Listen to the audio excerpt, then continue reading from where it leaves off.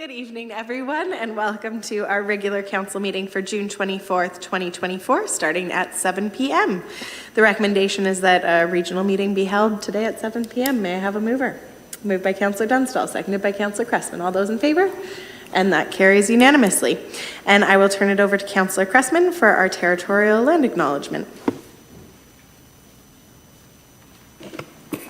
We have gathered in Wilmot Township on the traditional territory of the Neutral, Anishinaabe, Haudenosaunee, and Mississauga peoples.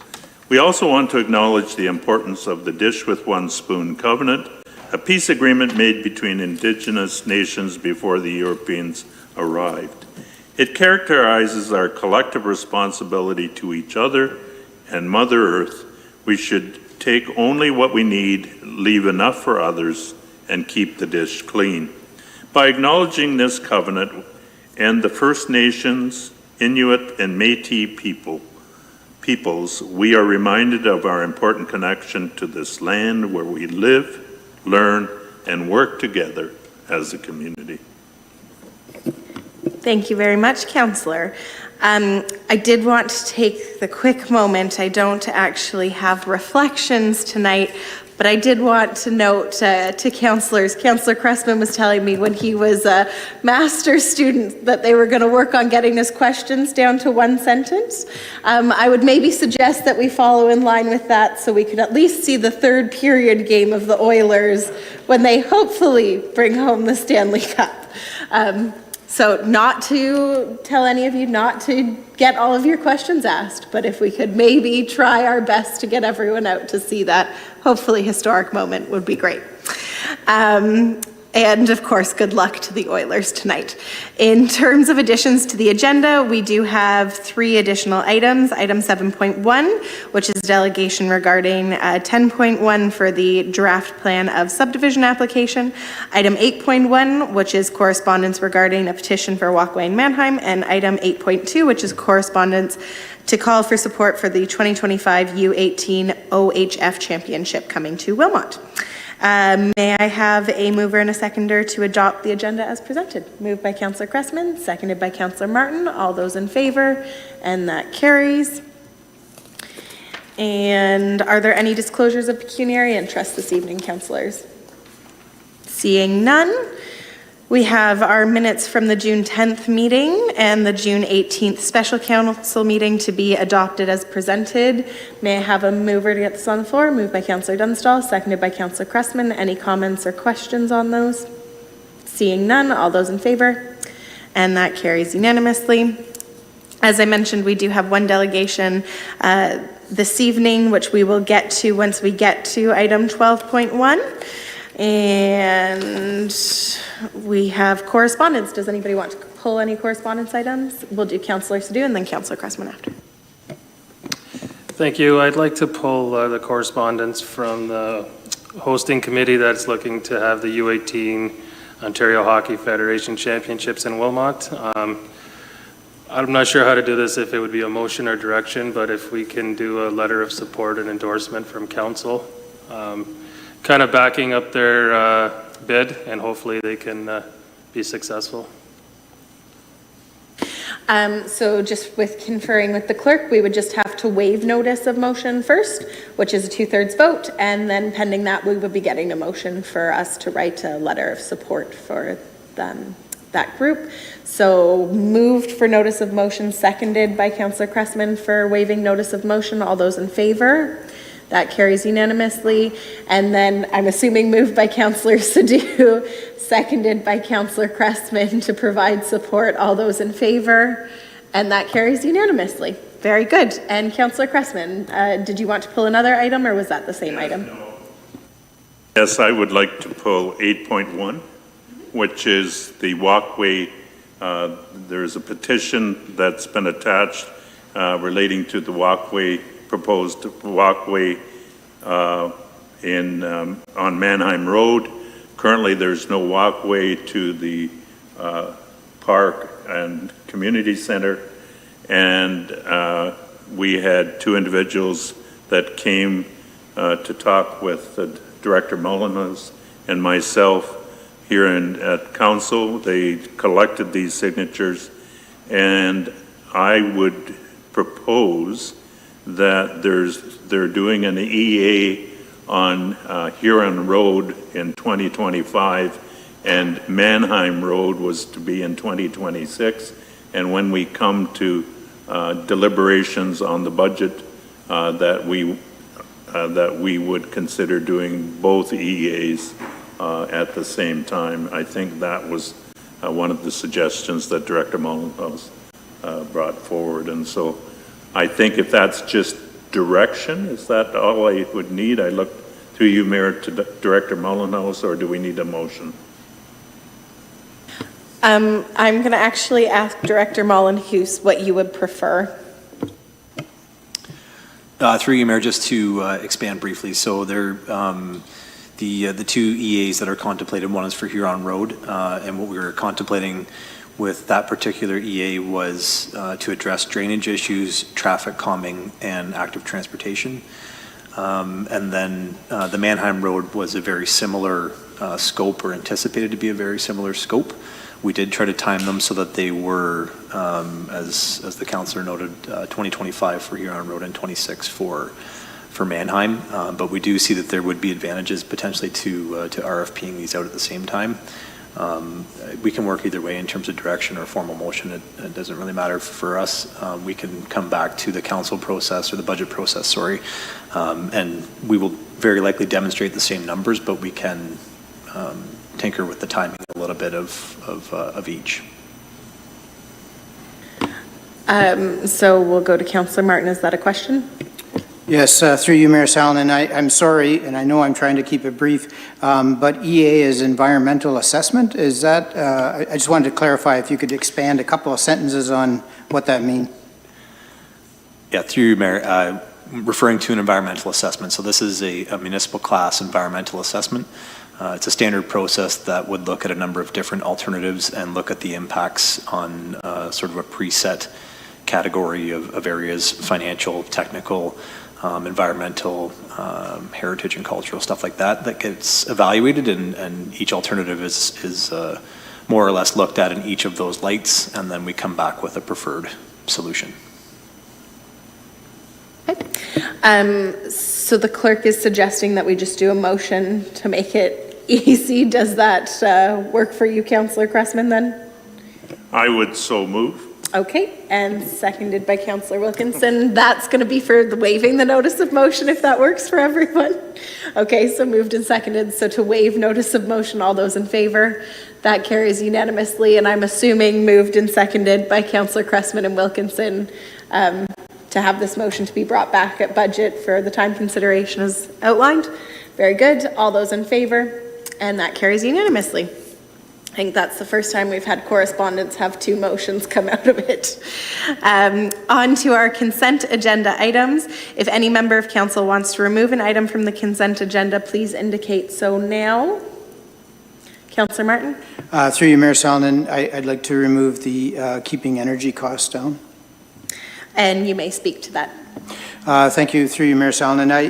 It's not that I have a lot to say. I just wanted to thank Director Okrafka for the report, and to make note that it's an ongoing issue. I have brought up some things before. I think affordability is important. At the same time, it's trying to, and I always get my numbers confused, but it's the 20 by 30 or no, 50, anyway, reducing our gas emissions by 2030 as well as 2050. And I know that in some ways there are things going up, but you know, whatever we can do. We have an important meeting on Thursday evening. I would encourage people to sign up for. I've signed up. So I'm not sure if Director Okrafka wants to say any more, but I wanted to highlight this report, and thank you for that. Very good. Director Okrafka, did you want to add comment? Okay. Councillor Cressman, comment on the same item, or did you want to remove another one? The second item. Point two, go ahead. This would be through you, Mayor, to Director Clark, and just looking at the numbers in terms of what I mean, it's a no-brainer that we apply for money that comes our way. Don't get me wrong on that one. But is there an indexing figure there that's tied to something. I think that was what my question was, as we see escalation from 2024 up to 2028. Director Clark? Through you, Madam Mayor, to the councillor. Off the top of my head, I can't remember exactly what the indexing is, but it's based on a formula that the allocation gets increased in $200 million increments. So as the entire pot of federal gas tax goes up by $200 million, then they allocate it out. So that's why you see sort of a staggered jump in the numbers, and those are just estimates based on the trend in how much tax they're collecting. And I call it Fed gas tax. It's now Canada Community Building Fund, which I'll still never remember. I called it Fed gas tax for way too long. So, but yeah, there is indexing built in there, but it is just an assumption. So the only thing that's for sure is that 2024 number. That is the number we will receive in two amounts, July and November. Any additional questions on that or any other consent agenda items? Seeing none, the recommendation is that consent agenda items 9.1, 9.2, and 9.3 be approved. May I have a mover? Moved by Councillor Cressman, seconded by Councillor Dunstall. All those in favor? That carries unanimously. And on to reports. So we have 10.1, which is our draft plan of subdivision application. And the recommendation is included in the agenda package. It is many pages long, so I will not be reading it.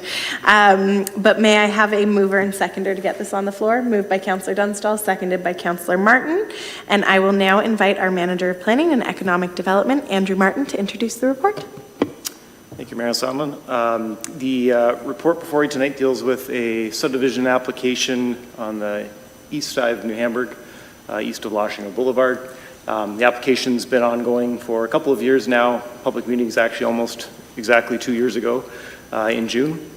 Through that process, the concept plan hasn't changed significantly. There's been some tightening of the range of unit numbers, but the concept road network and that sort of concept of the development remains the same as what was considered at the public meeting. The application proposes a range of housing units from 526 to 747 units in the form of singles, street towns, multiple blocks, which may be cluster townhomes, stacked townhomes, or traditional apartment type buildings. And it provides a range of housing and forms throughout the entire development. So it's a cohesive development, doesn't segregate unit types, it includes them within the entirety of the development. That said, there is a focus on singles closest to the existing residential neighborhood and transitioning towards higher density on the east side of the site. Ultimately, the plan kind of aligns with the goals and objectives of the official plan, proposing more than 30% of the units are in a form other than single detached dwellings. So the minimum is at least 30% of all unit types need to be something other than singles. And it's a density, people and jobs per hectare, ranging from 50 to 61 people and jobs per hectare. Minimum is 45. The idea is throughout developments, it's to meet or exceed that target. So certainly this development is in line with that and actually slightly exceeds the minimum requirements. One of the new aspects to this development is dealing with affordable housing. So having worked with the developers for this plan, there's three possibilities that they would look at dealing with the affordable housing aspect of the official plan. One of them is to contribute an amount per unit at registration or a building permit issuance, dealing with to provide a fund towards affordable housing projects elsewhere in the township. So instead of building it in this location, providing money to the municipality to put into a fund that could then be reallocated towards planned affordable housing projects, maybe such as Link that's proposed in downtown New Hamburg right now. The other option is that they contribute directly to an affordable housing project, or they could also choose to build affordable housing units within this site. So they are leaning towards the per unit payment, but the flexibility is there that they can look at that and will ultimately be secured prior to the subdivision agreement being finalized. But there's opportunities, and this is new in Wilmot, and certainly we're happy to see that moving forward in developments such as this one. This application deals with a lot of new aspects that we haven't seen in others. We've had a lot of trail development since our last subdivision, and this one fully integrates with that trail network that exists in Lochinger Woods, and the Lochinger Boulevard development. It introduces multi-use trails along the main collector road through the development, integrates with planned multi-use trails along Waterloo Street, and ultimately will integrate with development between this development and the Nafziger Road on the Cache lands. So there would be a full integration of trail networks on Nafziger Road east and west with Waterloo Street and with the existing neighborhoods. Significant amount of open space would be dedicated to the municipality in this case, both in terms of an active park facility, land for trail networks, and open spaces throughout the development. So there's a significant amount of green space there, and the acquisition of woodland to finalize the Lochinger Woods woodlot area. That ownership would become municipal through this process as well. Other aspects that have been looked at in the last couple of years was traffic. There's a number of moving targets with respect to what may happen down the road. So some of those background numbers, what the impact would be if there's a road connection out to Nafziger Road from Waterloo Street, and what the impacts on the existing neighborhood are all aspects that have been looked at. And ultimately, it appears that the numbers work from a traffic perspective, don't require significant upgrades to Waterloo Street. It's anticipated that as the road connection goes out to Nafziger Road, that will divert some traffic from the Waterloo Street intersection. And it's not anticipated that there will be a significant impact on traffic flowing through the Lochinger Woods neighborhood. That said, the draft approval conditions do include a deposit of $15,000 towards future traffic calming measures within Lochinger Boulevard and those Ingold Ave and Charles Young, should there be a noticeable change in traffic and if there's a need to deal with traffic calming in that neighborhood. Those provisions do exist, and the developer is happy to provide those funds and work with the municipality to see that happen if necessary. The last aspect, just dealing with some zoning regulations. They're somewhat consistent with some of our newer neighborhoods. When I say new, they're fairly old at this point, but Captain McCallum Drive, Smiths Creek, Walter Perry Place. The zoning proposed in this development is similar in terms of setbacks.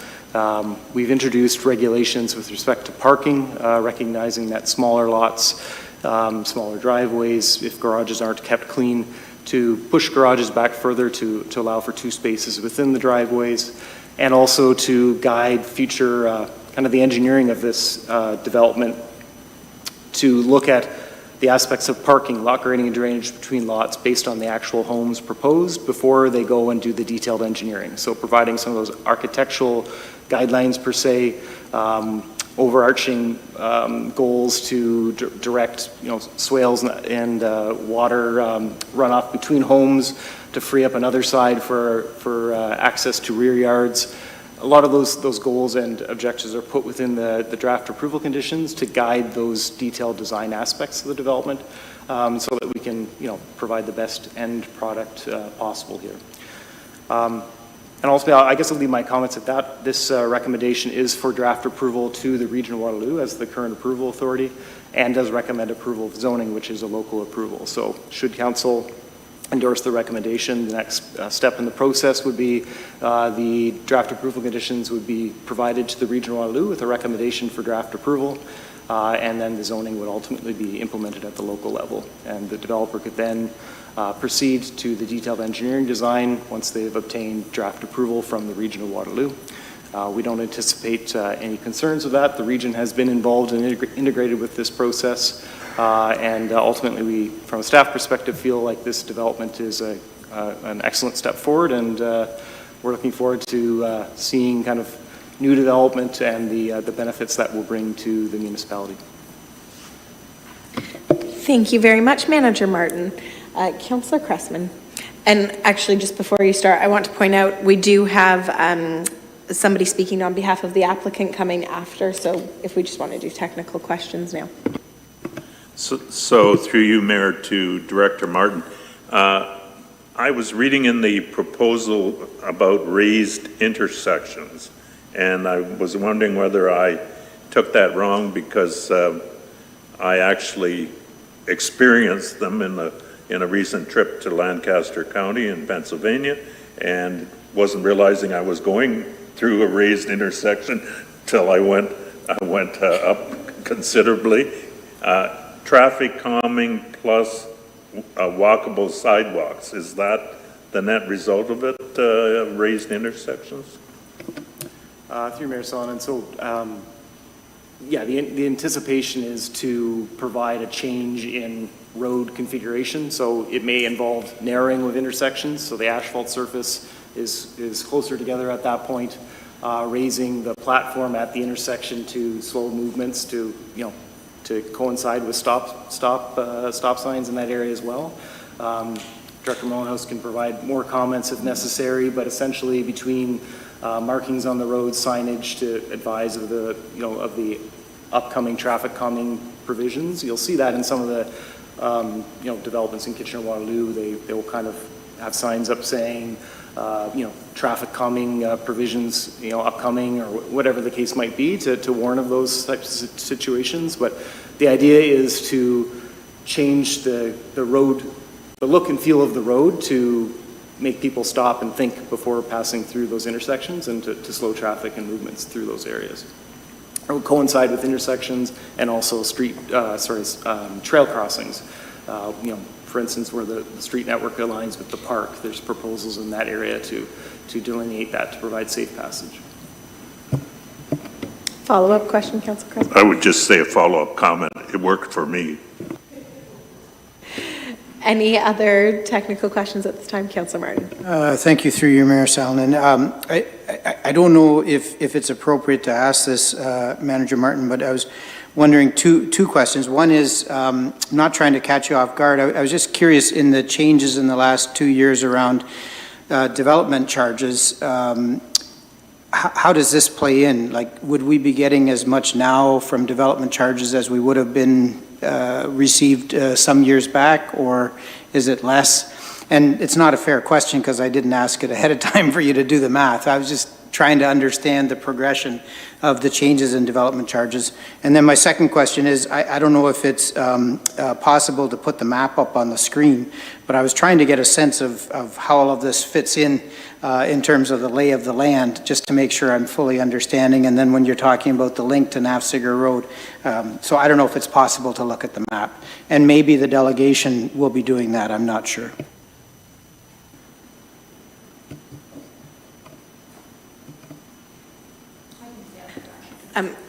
It looks like Caitlin is going to pull that up for you, and I will turn it over to you to answer the other questions there. Okay, through you, Mayor Sullivan. From a development charge perspective, currently our development charge bylaw hasn't changed, so the fees remain the same. We're currently going through a process. Director Clark can speak a bit more to that, to the update to the development charge bylaw, but there have been changes on how those charges are calculated. Ultimately, there is a review of all of the projects, infrastructure, parks, recreation-wise, that will feed into the new fees. So presumably there will be a change, but that is a moving target as the bylaws change. But from that perspective, it's not anticipated that there will be development charges coming through this development, and ultimately the amount will be finalized through our review of the development charge bylaw. But I don't know if you need more direct answers about that. Director Clark might be able to answer that if you do. That's helpful, thank you, through you, Mayor Salonen. I'm just trying to understand the math on all of this as we go along, and you using the term moving target helps me to realize it's not always clear. So, thank you. Councillor Dunstall. Thank you, through you, Mayor. First of all, I want to say that I was very pleasantly surprised to see the mix. It's a very good mix.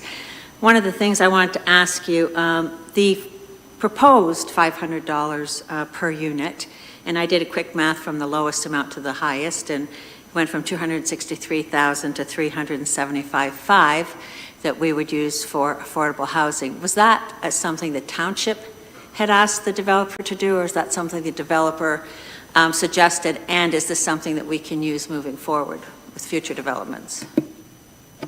Thank you, through Mayor Salonen. So we had conversations with multiple developers to ask what their proposal was with respect to addressing the affordable housing piece. This process has been used in other municipalities, specifically Cambridge, so the wording in the draft approval conditions is very similar to what Cambridge has used in terms of both the amount and the provisions for how it's utilized. So it was a combination of conversations, but ultimately it was a proposal by this developer. Other subdivision applications that you will be seeing coming up have also been engaged in that. They're looking at this process or potentially other options, but certainly the framework being set up for this development would provide the opportunity for others to follow the same process, but we would deal with that through each application, whether that's the route that they want to do to address affordable housing. Perfect. Well, I think it's an amazing idea. Thank you. Councillor Wilkinson? Through the chair, one of the questions that came up when I was reading through this was looking at where, and I may have missed it, so I'm hoping that maybe you can point out with the maps up, but in which areas are we planning to see acoustic barriers to offset the noise from the rail line? I didn't know if that was denoted properly, and then I was also curious, I'll ask a follow-up in advance regarding the ownership of it. There's mention in there that if it does abut against a property, that essentially the owner of the property would own that portion of the wall to maintain it, and then depending on what it looks like and where, does that mean that the portions that wouldn't be adjacent to a privately owned property, the township would be responsible for? Thank you, through Mayor Salonen. So the acoustic barriers that are considered are in phase 4, which on that drawing is the bottom right-hand corner of the development. So on the southeast side, yeah, where that cursor is. It's anticipated that there may be opportunity to not require an acoustic barrier. It was actually optional based on the outcome of the noise study suggested it could be addressed through noise warning clauses, but there was some comments from CN that their preference was acoustic barriers. The goal would be not to have them for future maintenance requirements for the owner. Flexibility was provided in the wording because it's anticipated that there will be an updated noise study when it gets to that stage 4, prior to stage 4 of the development, to look to see if surrounding conditions have changed, to ultimately make that determination. The reason the wording is provided the way it is that to make sure that there's enough room in that area that the noise wall would fall on private property. So it is anticipated that there would be maintenance provisions and securities held with the municipality, but ultimately private responsibility for that noise wall, and that it not interfere with the trail being proposed in that area. So the way the layout is set up at stage 4, it allows the opportunity for some of those blocks to shift. The road integration between stage 3 and stage 4, there's a label on that plan that talks about future development, so it allows that road connection to shift either way if there needs to be room to accommodate an acoustic barrier. But again, we're hopeful that when we get to that stage, that securing through noise warning clauses will be sufficient and that an acoustic barrier isn't required. Councillor Martin, are you going in for another question there? Well, through you, Mayor Salonen, I was wanting to talk about the map, but I don't know if that I was supposed to do that through the question, or if there was, should I make it more clear as to why I asked for the map, or? No, that's okay. You can make comments on the map if you want to, but if you're happy with it just being there, I will leave that to your discretion. No, I was actually trying to understand on the map where Nafziger Road is. I can tell where Waterloo Street is, and then the Fenning Farm would be on the other side of the drain. Is that correct? And so I don't know if you can use through the cursor or the pointer just to show where Nafziger Road is in relation to the map, and then so I can get a sense of where all of this fits in. Through you, Mayor Salonen, I can describe it, and then jointly here we'll try to get the cursor to move with what I'm saying. But and I'm on the top of the subdivision is the Ivan Gingrich drain. So if you're heading east or to the right of that drawing, ultimately that creek ends up going to Nafziger Road. If you can zoom in on that inset at the top right-hand corner, if you can zoom in on the inset, you'll be able to see it a little bit better. There we go. So you can see Nafziger Road there. So that kind of curved north line of the development is the Ivan Gingrich drain, and it heads out towards Nafziger. So Street 8 within the overall plan heads in an easterly direction, and that will be the integration with the future cache development, ultimately leading out to Nafziger Road. Councillor Sadhu? Thank you. Let's sit here. Yes, so well thought out plan. My only concern was Waterloo Street and the potential of turning lanes. I know you had said the region has done a study, a traffic study, and it meets the requirements now. Any idea of how far into the future they've forecasted? Just looking at it here, because I know there is turning lanes on Hofstetler, Lashinger, and Forest. I was just anticipating for the consistency for this to also have it too. Yeah, through Mayor Son, I should have been a little more clear on that. The proposal is for turning lanes on Waterloo Street, both into this development and into the Lashinger Boulevard neighborhood. So they'll be introducing turning lanes, turning lanes into those developments from Waterloo Street. And then within the receiving road, so the Street 2 in this development, the one that comes out to Waterloo Street, there would be kind of a two-lane, so you'd have a straight left and a right turn out of the development. So, and then the appropriate receiving lane within Waterloo Street itself. So that is something that came out of that. When I was referencing the road fabric itself is designed and suitable. There's no upgrades with respect to traffic lights, roundabouts, stop controls, but there are turning lanes that would be form part of this development. And Councillor Cressman? Yes, since we're talking about the map, through you, Mayor, if we extend into the cache development, I believe, if I remember properly from that, that between the CN Railroad and the drain, that was proposed as employment land, is that correct?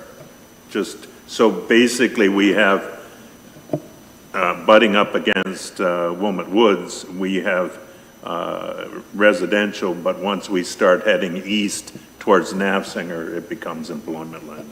I think that was my understanding, is the way the land. Thanks.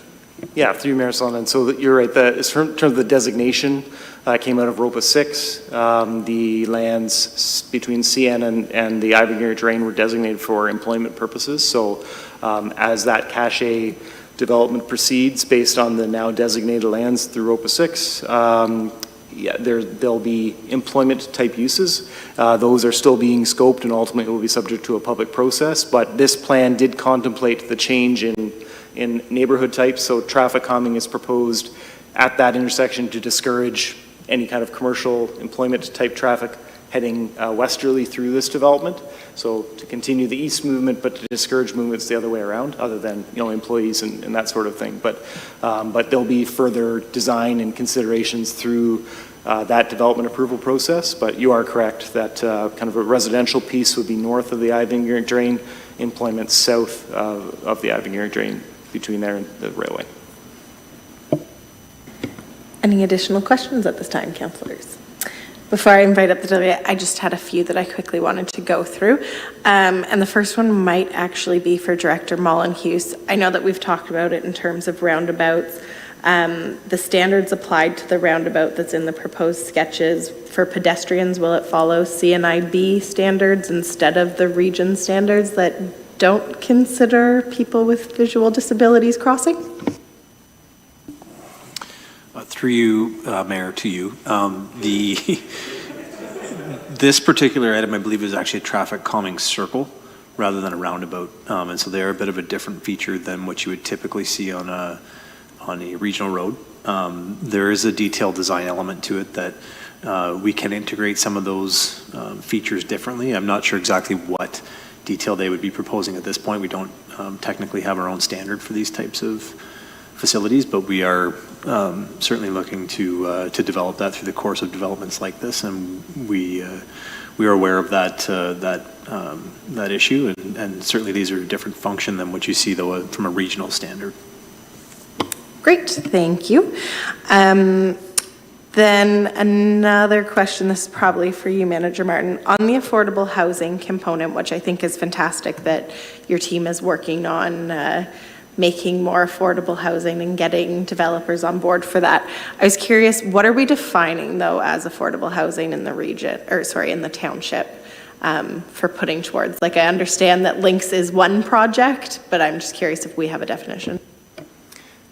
There is a definition in our official plan, and also from a development charge perspective. So I don't have the exact wording, but it is a defined term regionally that we would utilize for that purpose. So it's not that it would have to meet certain criteria for, percentage of related to income, and there's another aspect. I just don't have the information in front of me, but I know it does exist. I can provide those specifics to you at a later point, but it isn't that we would just be guessing as to what's affordable.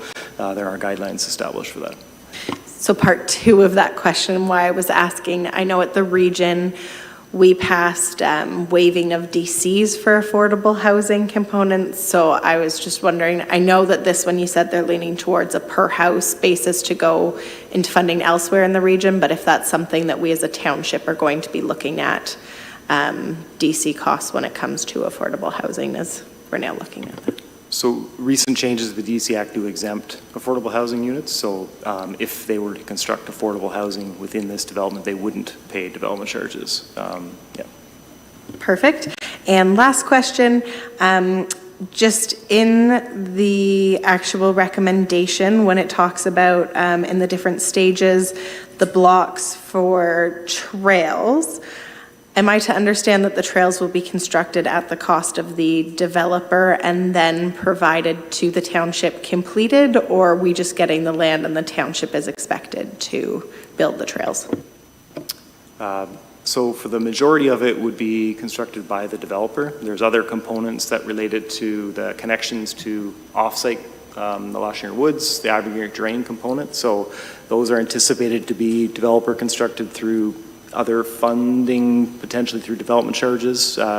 We've provided flexibility within the draft approval conditions to speak to those funding opportunities, but for the most part, the actual active transportation connection, so the multi-use trail along Street 2 that follows south through that area and connects back up, that the primary spines through the development would be constructed at the cost of the developer as part of the integration of active transportation with the site. Perfect. That was the answer I was hoping for. With that, I will invite up our registered delegate for this item, and they will be appearing virtually, and they will be given 10 minutes to speak as they are representing the applicant for the planning application. I welcome Dave Aston, Paul Grespin, and Rachel Wolf representing MHBC Planning Limited. Good evening, Mayor Solonen. How are you this evening? And I hope you can hear me okay. We can. Thanks for joining us tonight. Great. Well, thanks for the opportunity to join this evening. And first of all, I want to thank Manager Martin for his presentation. And he really answered probably all of the questions that I might have covered off in my presentation. So I'm going to be a little bit more brief and not work through my presentation, but maybe just add a couple points to Manager Martin's presentation and some of the questions. What I believe the plan of subdivision and the zoning have done a really good job at integrating new development with the existing community, with the road connections and the trail locations, and just the orientation of the units and the transition of single detached homes into multiple forms of development in an area that is around the park. The other thing I just would point out is that the subdivision is proposed to be phased, so development will occur in phases, and we've worked with Manager Martin on making sure the first phase includes the appropriate road connections and also including the park and the trails. So that's what we believe is a very important thing to community building. So that's part of the phase one development. One of the other things I just wanted to point out is along Street 2, which runs north-south, we've also identified a multi-use trail on the east side of that road. So while we've put a lot of focus into pedestrian connections, sidewalks, things like, as Councillor Cressman mentioned, the raised sidewalks. We also have incorporated a multi-use trail on Street 2 that gets people moving north-south, that they can use their bikes, push their strollers, or just walk, and an alternative to being on the street. And then that connects to the park, which then connects to the south, adjacent to the storm pond, to the trail. So we have a really good connection for active transportation within the community, and just for recreational users of the trails, the sidewalks, and the multi-use trail as well. So I think we've been working really hard over the past little while with township staff. We've resolved the comments that have been received through the process. We've worked to resolve the agency comments, including CN and the GRCA. And as Manager Martin had mentioned, we've been working closely with, I would also add, the school board and the Region of Waterloo with regard to ensuring that as we move forward from this evening, that conditions and the approval of the region would be integrated with the recommendations from this evening. So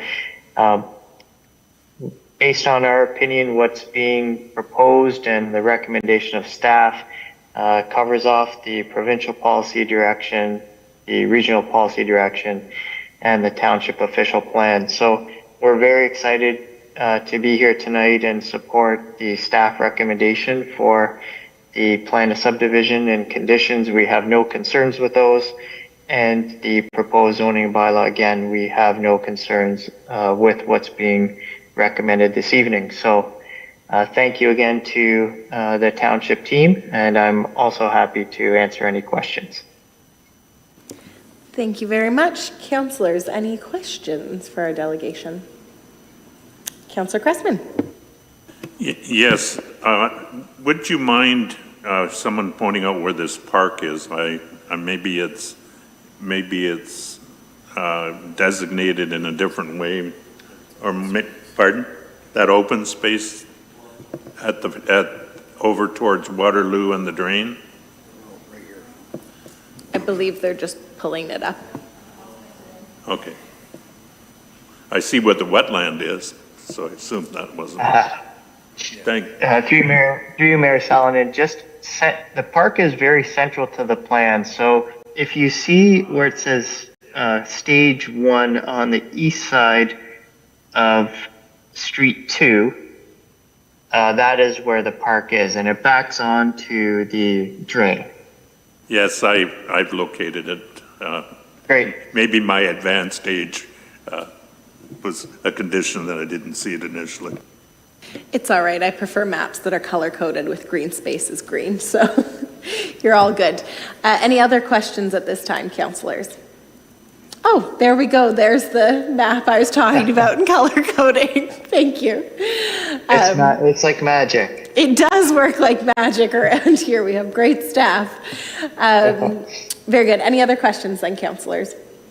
The only question I would put out, and it's more just an ask for your client for consideration. I've been asking all of the developers with land in the area about it, but we've had a large ask of residents who are looking for small single detached homes under or around 1,000 square feet.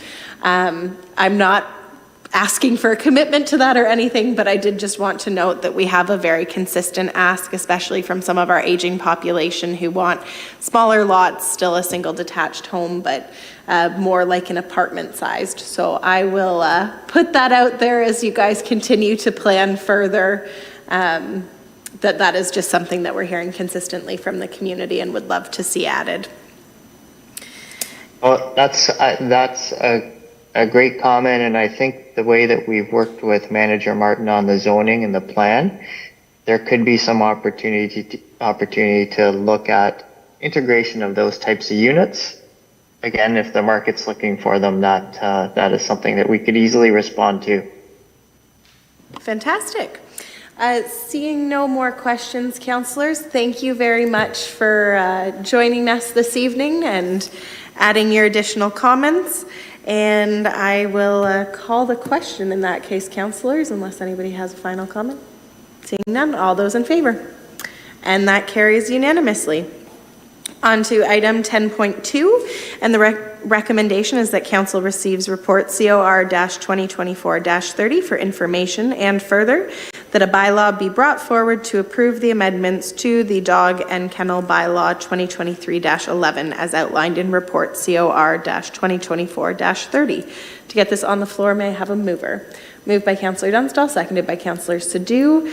Any questions or I'm going to return it over to Director Clark to introduce the report. So this amendment is pretty straightforward. It changes the language within the bylaw to clarify that the bylaw is applicable anywhere within the township. And so our current bylaw isn't clear on that. This clears that up and says that the bylaw applies anywhere to the types of behavior in dogs that are identified in those clauses. Thank you very much. Any questions or comments on this, councillors? Councillor Wilkinson? Through the chair, I was curious why previously it was separated to denote that if something were to happen with the dog on a piece of private property owned by the same individual, I'm assuming it was something to do with guard dogs, but I'm curious if there's any history or insight into why that distinction was made back when.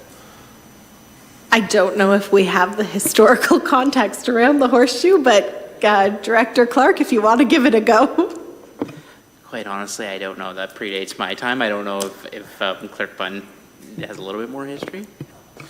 Through the mayor, I don't have the exact history, but what it appears to be in talking with our manager of municipal law enforcement is to be an oversight, because the practice has been to enforce across municipality, and then the bylaw doesn't exactly say across. It just says not on the property of the dog owner, which doesn't seem to make sense with the intent of the overall bylaw. So this is just keeping it more in conformity with what the original intent of the bylaw was.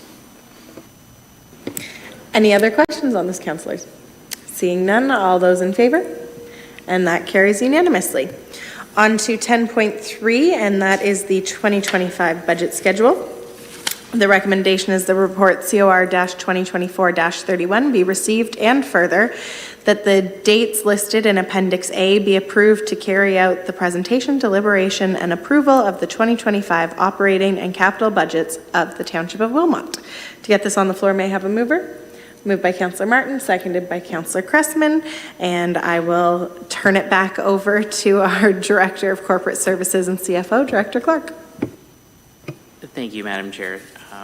So this report is functional in purpose. It is to really establish those meeting dates. So it's not to establish the agenda, it's the outline or anything like that. It's really to get them in the calendar, to get council to agree to the timing, and to ensure that we have a timely deliberation of our budget. So as I've mentioned previously, we've begun working on the budget, and this is that next step to say when we will be in front of council and the public, and really to identify the benefits of getting budget approved before the end of the year. I know this year was an exception in that we didn't get that done, and so I'm not commenting negatively on that. I'm just saying this is the standard practice I've always been used to. We get budget approved in December, everybody has a great Christmas, and we come back and get busy with the business of the municipality, whether it be capital projects out the door or operating plans put into motion. So if there's any questions. Very good. Any questions, councillors? I do just have one on the community engagement part. I see that you guys say that you're bringing back a plan in September. I was just curious, is that the early September meeting or the late one? Because obviously we want time for the community to engage and then your staff to have time to culminate that data. So the intention would be the first meeting in September. We would be announcing the engagement, and behind the scenes it would already be ready to go. So it would be looking for council's blessing to continue. So it will be a full-fledged plan, not just an outline at that time. That's fantastic. Thank you. Any other questions or comments? Councillor Cressman? I'm not criticizing, through you, Mayor, Director Clark, but is this aspirational or is it effective? I mean, What's your experience been? Do you lay down the gauntlet and you can meet it, or are you kind of, this would be what our best case scenario would be? Through you, Madam Chair, in my 13 years of bringing budgets, only once have we had to use the second night in my experience. So every other time we've approved the budget on that night. It does take a lot of work on both sides to be prepared for those meetings and be ready to have conversations, but this is definitely a doable timeframe. Very good. And I did just want to thank staff, as I noted that they're all evening and no weekends. But thank you for being flexible. I know that we aim to try and keep council as a part-time role so that other people can potentially see themselves being there. So that's really appreciated and was definitely noted, at least when I went through it. So thank you. Seeing no other questions, then I will call the vote. All those in favor? And that carries unanimously. On to 10.4, and the recommendation is that report COR-2024-34 be received for information, and further that bylaw 2024-35 DC amending bylaw, which removes the expiry date of currently included in the township's DC bylaw 2019-42 be approved. To get this on the floor, may I have a mover? Moved by Councillor Dunstall, seconded by Councillor Cressman. Do any members have comments or questions for Director Clark on this one? Seeing none, Director Clark, did you want to make a comment yourself? You don't need to, I'm just offering. Through you, Madam Chair, this is really administrative. As you know, the province has been changing the DC bylaw on a daily basis for the last couple of years, and this is the most recent one. It is a valuable exercise, so I noticed one thing in there I want to draw your attention to, the timing of completion of the bylaw. Originally, we had to meet that August 31st because we didn't have any flexibility, but Bill 185 allows us to remove the date and give us some time, and so our intention is to get the bylaw approved by the end of Q1 2025, which will give us time to incorporate a few master planning type of activities, as well as some other activities that were introduced through Bill 185, specifically studies and other items to be included in DCs once again. So knock on wood, no more changes between now and then, and we come back to you in the new year with a new DC background study and a bylaw to approve. Sorry, thank you. Any other questions, councillors? Seeing none, all those in favor, and that carries unanimously. And on to 10.5, the recommendation is that report CS-2024-16, amendment to bylaw 2024-06, fees and charges for the Township of Wilmot be received for information, and further that council approves amendments to the applicable community services schedule of bylaw 2024-06 as described in this report. To get this on the floor, may I have a mover? Moved by Councillor Martin, seconded by Councillor Dunstall. Director Catania, I will turn it over to you. Thank you, Mayor. Thank you, Mayor Salmon. Some minor housekeeping here. This report makes recommendation to council for mid-year amendments and approval of the fees and services or fees and charges bylaw affecting community services. Amendments have been put forward to ensure timely approvals for upcoming service and program start dates. These amendments are required if introducing a new program, not otherwise captured in the bylaw, or flexibility in delivering a program. Happy to answer any questions. Thank you. Questions, councillors? Seeing none, I did have one, actually two. The first one, I just see that the swimming lessons have two separate dates of change. I was just wondering why we aren't going straight to the first, to the larger increase change. Through you, Madam Mayor, those 2 dates for swimming, it's because our anniversary dates for our fees and charges for swimming are always September 1st, so we're introducing this for July 1st, and then they'll kick in again for September 1st with the rest of the aquatic programming. Very good. And then my second question, I just wanted to understand more, and I don't have the wording right in front of me, but they were also the swimming lessons, but I believe the accessible lessons they were, or I just wanted to know what exactly that was, what that service is that we provide. So through you, Mayor Salmon, we are introducing more of a formal adapted aquatics programming for swimming lessons. Right now, we capture that through some of our private lessons and semi-private lessons. We want to be able to offer that, obviously, at a at generating some revenue, but obviously looking at breaking even with that program. So we want to formalize that and put that in the bylaw and offer that to our residents as of September 1st. So sorry, I was just wondering the program, is it for people of all abilities then? Is that what the actual program is? I was just curious with the wording, what that meant beyond a regular swim lesson. Yes, through you, Mayor Sallin, it would be all abilities, so it would be so we can accommodate everybody as a whole. Very good, thank you. Any other questions or comments, councillors? Seeing none, I will call the vote. All those in favor? And that carries unanimously. On to our regular bylaws, and that is the recommendation that bylaws as attached to this agenda be read a first, second, and third time, and finally passed in open council. For note, that is bylaws 11.1 through to 11.5. May I have a mover? Moved by Councillor Cressman, seconded by Councillor Dunstall. Comments or questions? Seeing none, all those in favor? That carries unanimously. We have no notice of motions this evening. I do have a bit of a list of announcements. I want to note that July is Egyptian Heritage Month and Tibetan Heritage Month in Ontario. I join the province in recognizing the important contributions that Egyptian Canadians and Tibetan Canadians have made and continue to make in the economic, social, and cultural fabric of Ontario. The Ninth River Promenade and Trail opening, quite a few of council and staff were actually there today to officially open our promenade. And we also had our Member of Parliament, Tim Lewis, who joined us as well.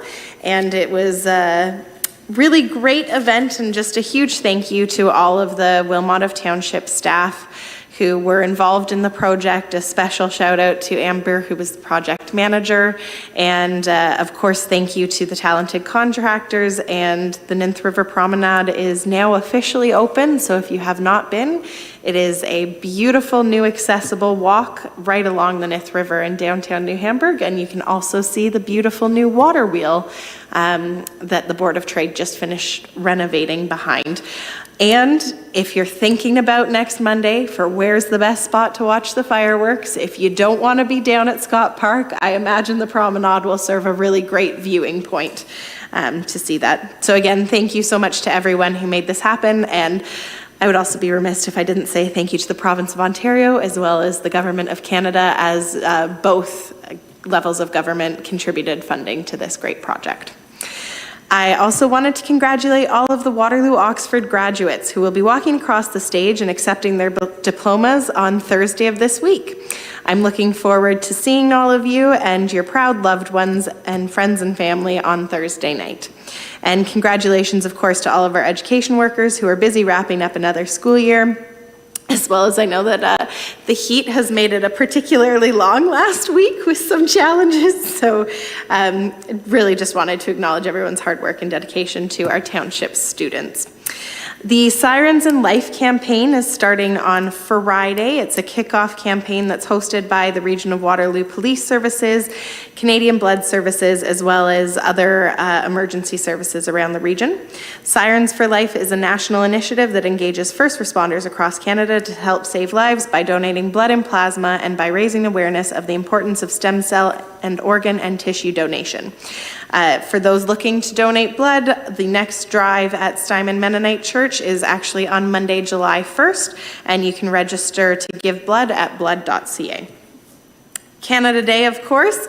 I want to start by giving a huge preemptive thank you to the Wilmot staff, and a special shout out to Manny Okrafka, who has put in countless hours, literally countless hours, as well as Caitlin, our deputy clerk, who's put in numerous hours into organizing and helping our task force get ready for the big day.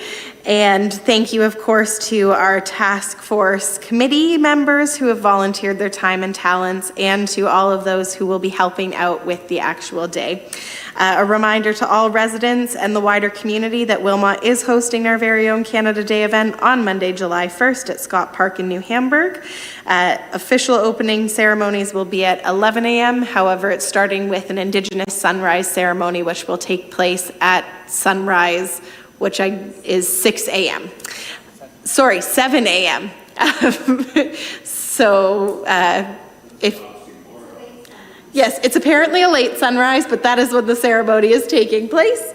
But we look forward to seeing everyone there. Council and I will be engaged in many events, including some of us will be in the dunk tank. So if you feel like you want to come and dunk the mayor or a few of your council members, please do come out and support a great cause. Through you, Mayor, what time are you going to be available to dunk? To be honest, I don't know that off the top of my head. I believe it's after all my official engagements, so I believe it's after 1:30 that I will be there. But I know also our director is going to be kicking off the dunk tank first, I think at 1 o'clock. So if people want to get some practice in.